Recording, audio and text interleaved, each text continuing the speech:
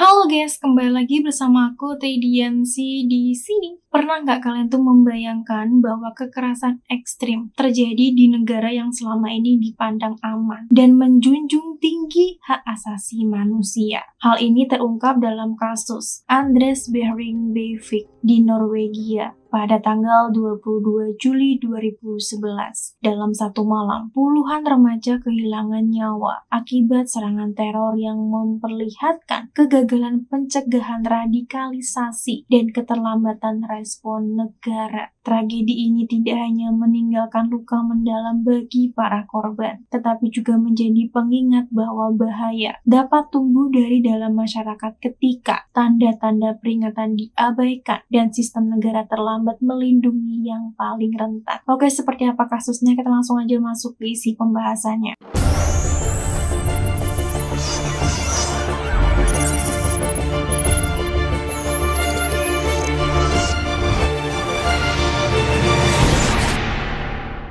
Pada Jumat 22 Juli 2011, Norwegia mengalami salah satu hari paling kelam dalam sejarah modernnya ketika Anders, seorang warga negara Norwegia, melancarkan serangkaian serangan teroris tunggal yang terencana dengan sangat rapi. Aksi ini mengejutkan banyak pihak karena dilakukan oleh satu orang tanpa keterlibatan jaringan yang besar, namun mampu menimbulkan dampak yang luas dan mematikan. Serangan pertama terjadi di siang hari di pusat pemerintahan Oslo, tepatnya di kawasan distrik kementerian tempat berbagai gedung pemerintahan berada di sana, termasuk kantor Perdana Menteri. Anders memarkirkan sebuah mobil berisi bahan peledak di area tersebut, lalu meninggalkan lokasi sebelum bom diledakkan. Ledakan besar yang terjadi menghancurkan sebagian bangunan pemerintahan, memecahkan kaca di sekitar lokasi, dan menewaskan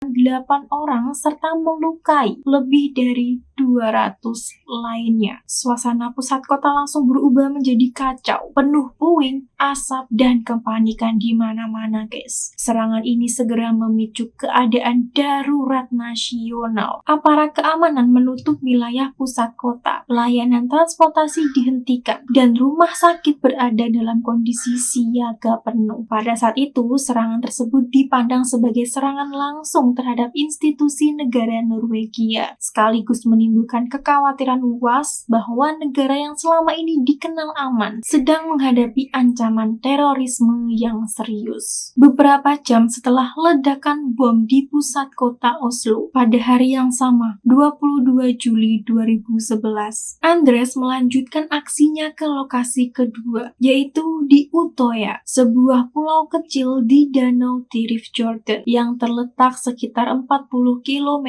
dari Oslo. Saat itu, pulau tersebut sedang menjadi lokasi perkemahan musim panas tahunan yang diselenggarakan oleh sayap pemuda Partai Buruh Norwegia. Ratusan peserta hadir di situ, dan sebagian besar adalah remaja serta pemuda yang sedang mengikuti kegiatan diskusi, pelatihan kepemimpinan, dan aktivitas kebersamaan seperti biasanya. Untuk bisa masuk ke pulau itu, Anders menggunakan cara yang terencana. Ia menyamar sebagai petugas polisi yang mengenakan seragam dan membawa perlengkapan yang membuatnya tampak resmi. Ia mengaku dikirim untuk melakukan pengamanan dan pemeriksaan keamanan setelah ledakan di Oslo karena situasi nasional saat itu sedang tegang. Alasan tersebut terdengar masuk akal dan tidak langsung menimbulkan kecurigaan dari panitia maupun pihak yang mengantarnya ke pulau tersebut. Dalam suasana yang masih diliputi kekhawatiran akibat ledakan di Oslo, penyamarannya berjalan lancar. Ia diizinkan menyeberang ke Pulau Utoya tanpa hambatan berarti. Tidak banyak yang menyangka bahwa seseorang yang datang dengan identitas sebagai aparat keamanan justru akan menjadi pelaku kekerasan berikutnya di hari yang sama. Setibanya dia tuh di Utoya pada sore harinya, Anders langsung melancarkan serangan terhadap para peserta perkemahan dengan membawa senjata api dan masih mengenakan atribut yang membuatnya tampak seperti aparat. Ia mulai menembak para remaja dan pemuda yang berada di berbagai titik pulau. Banyak peserta awalnya mengira suara tembakan adalah bagian dari latihan keamanan sebelum akhirnya menyadari bahwa mereka sedang diserang dan berusaha menyelamatkan diri. Selama lebih dari 1 jam, Andres bergerak menyusuri area pulau, sementara para peserta berlarian, bersembunyi di balik pepohonan dan bangunan sederhana, atau mencoba untuk melarikan diri ke tepi danau. Kondisi geografis pulau yang kecil dan terisolasi, serta terbatasnya jalur keluar, membuat banyak orang terjebak tanpa tempat berlindung yang aman. Dalam situasi panik tersebut, banyak korban tidak sempat meloloskan diri dan menjadi sasaran serangan. Serangan di Utoya mengakibatkan 69 orang tewas. Sebagian besar di antaranya adalah remaja, dan banyak lainnya mengalami luka fisik serta trauma psikologis yang mendalam. Aksi kekerasan ini baru berakhir ketika unit polisi anti-teror Norwegia tiba di pulau tersebut. Andres kemudian ditangkap dan menyerahkan diri tanpa perlawanan, mengakhiri rangkaian serangan yang dalam 1 hari telah merenggut total 77 nyawa dan meninggalkan luka mendalam bagi Norwegia.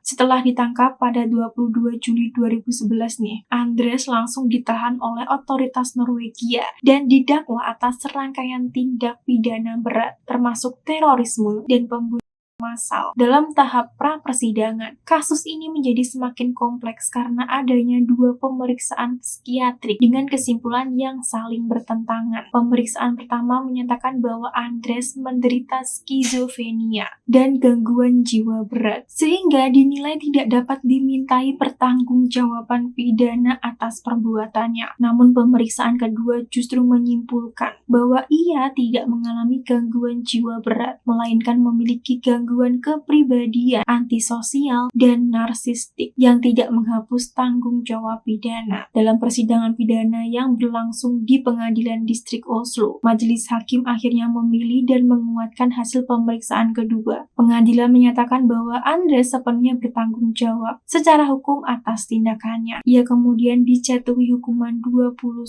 tahun penjara, yaitu hukuman maksimal dalam sistem hukum pidana Norwegia, disertai mekanisme penahanan preventif yang memungkinkan masa hukumannya diperpanjang jika ia masih dianggap membahayakan masyarakat. Atas putusan tersebut, Andres memutuskan untuk tidak mengajukan banding, sehingga vonis pidana itu berkekuatan hukum tetap. Sejak awal masa penahanannya, dengan mempertimbangkan tingkat bahaya dan profil keamanannya yang tinggi, Andres ditempatkan dalam rezim penahanan khusus dengan isolasi yang ketat, tanpa kontak langsung dengan narapidana lain. Setelah menjalani penahanan awal di kantor polisi, ia dipindahkan ke tahanan pra-persidangan dan kemudian ditempatkan di 2 lembaga pemasyarakatan yang berbeda, seluruhnya di bawah pengawasan keamanan yang tinggi. Di kedua lembaga tersebut, Andres ditempatkan dalam sebuah komplek khusus yang terdiri dari 3 sel terpisah, masing-masing berukuran sekitar 8 meter persegi. Sel-sel tersebut memiliki pencahayaan alami dilengkapi fasilitas dasar seperti toilet dan wastafel. Sel tidur berisi tempat tidur, meja, kursi, papan gabus, serta televisi yang dilengkapi pemutar DVD. Sel kerja dilengkapi dengan meja dan kursi, rak buku, televisi, konsol permainan, serta akses terbatas ke komputer untuk kegiatan tertentu. Sementara itu, sel ketiga digunakan sebagai ruang olahraga dengan fasilitas seperti treadmill, sepeda statis, matras, dan peralatan latihan lainnya yang dapat digunakan secara mandiri. Dalam setiap perpindahan dari satu sel ke sel lainnya, Andres selalu diborgol dan menjalani pemeriksaan keamanan oleh beberapa petugas menggunakan detektor logam. Prosedur ini mencerminkan pendekatan penahanan yang sangat terkontrol, di mana keamanan menjadi prioritas utama dalam setiap aspek kehidupan sehari-harinya di dalam penjara. Meskipun ditempatkan dalam isolasi yang ketat, Andres tetap diberikan akses terbatas untuk berkomunikasi dengan dunia luar. Ia diperbolehkan berbicara dengan dokter, pengacara, dan pendeta. Namun seluruh interaksi tersebut dilakukan melalui dinding kaca tanpa kontak fisik langsung. Selain itu, ia melakukan percakapan rutin setiap hari dengan staf penjara dan manajer institusi yang sebagian dimaksudkan untuk memantau kondisi psikologis dan keamanannya. Kunjungan pribadi pribadi dari pihak luar juga diizinkan, tetapi jumlahnya sangat terbatas dan berada di bawah pengawasan yang ketat. Andres hanya diperbolehkan melakukan panggilan telepon selama 20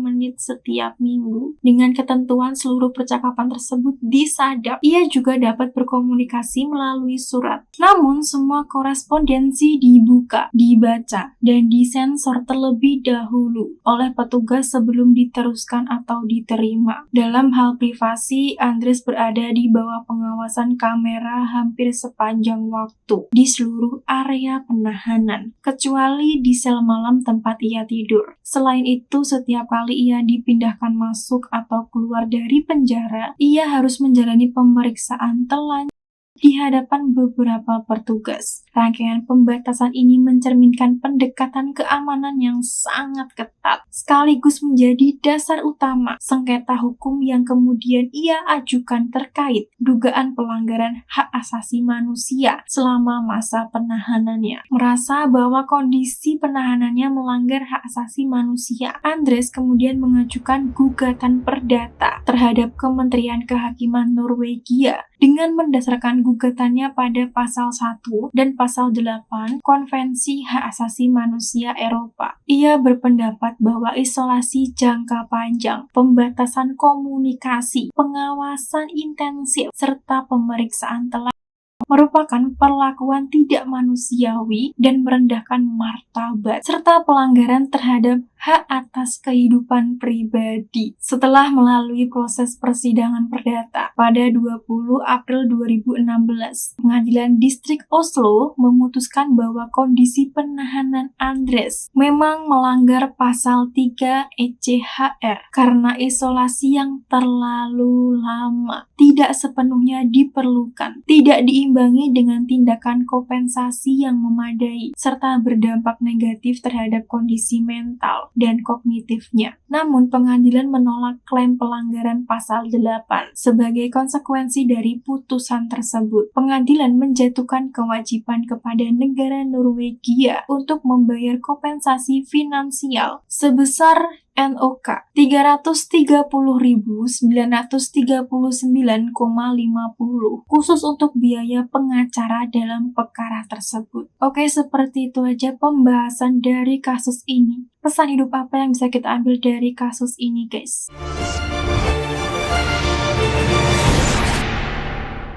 Dari kasus Andres, kita belajar bahwa terorisme tidak selalu muncul secara tiba-tiba, melainkan sering tumbuh perlahan dari radikalisasi yang dibiarkan berkembang tanpa pengawasan serius. Tragedi 22 Juli 2011 bukan hanya tentang satu pelaku yang memilih kekerasan, tetapi juga tentang kegagalan kolektif dalam membaca tanda-tanda ekstremisme domestik yang sudah terlihat jauh sebelum serangan terjadi. Kejahatan Andres bukan semata soal apa yang ia lakukan, melainkan tentang celah-celah pencegahan yang tidak tertutup tepat waktu. Kasus ini menunjukkan bahwa ideologi kebencian dapat menjadi sama berbahayanya dengan senjata ketika dibiarkan menyebar tanpa respon yang tegas dan terukur. Retorika kekerasan dan isolasi sosial yang panjang membentuk pola yang seharusnya menjadi peringatan dini. Ketika sinyal-sinyal tersebut diremehkan atas nama kebebasan berekspresi atau dianggap tidak berbahaya, maka resiko terbesar justru ditanggung oleh generasi muda yang menjadi sasaran empuk kekerasan. Tragedi Utoya juga mengingatkan bahwa keamanan publik bukan hanya soal reaksi setelah bencana, tetapi tentang kesiapsiagaan sebelum nyawa hilang. Lambatnya respon aparat dan kegagalan koordinasi memperlihatkan bahwa sistem yang tampak kuat pun dapat runtuh ketika tidak diuji secara serius. Kepercayaan pada stabilitas sosial tidak boleh menggantikan kewaspadaan terhadap ancaman yang berkembang di dalam masyarakat sendiri. Kasus Andres memperlihatkan dilema besar negara hukum. Bagaimana menyeimbangkan perlindungan hak asasi manusia dengan kewajiban melindungi masyarakat dari bahaya nyata. Perlakuan terhadap pelaku memang harus tetap manusiawi, tetapi perhatian terhadap hak pelaku tidak boleh mengaburkan penderitaan penderitaan korban dan tanggung jawab negara untuk mencegah kejahatan serupa berulang. Pada akhirnya, kasus ini mengajarkan bahwa melawan ekstremisme adalah tanggung jawab bersama negara, institusi, dan masyarakat. Ketika kebencian dibiarkan tumbuh dalam sunyi, dampaknya bisa menghancurkan banyak kehidupan dalam sekejap. Kewaspadaan, pencegahan dini, dan keberanian bertindak bukan sekedar kebijakan keamanan, melainkan kewajiban moral agar tragedi serupa tidak kembali menelan generasi yang seharusnya dilindungi. Oke, sampai sini aja perjumpaan kita kali ini. Kalau ada informasi yang kurang tepat ataupun ada hal yang perlu diluruskan, aku sangat terbuka untuk dikoreksi lewat kolom komentar guys, agar aku bisa terus belajar untuk menyampaikan sebuah kasus dengan lebih baik lagi ke depannya. Terima kasih banget buat kalian yang sudah menonton, mendukung, dan juga memberikan masukan buat aku. Aku benar-benar menghargai setiap kritik dan saran dari kalian, karena semuanya akan jadi bahan pembelajaran berharga buat aku untuk menjadi lebih baik lagi ke depannya. Sekali lagi aku ucapkan terima kasih, dan semoga kita terus tumbuh bersama dan belajar bareng-bareng di setiap kasus berikutnya. Kalau kalian tuh ada ide aku bahas kasus apa lagi, bisa komen di kolom komentar guys. Kalau aku ada salah-salah kata, mohon dimaafkan. Aku Tridiansi, bye-bye.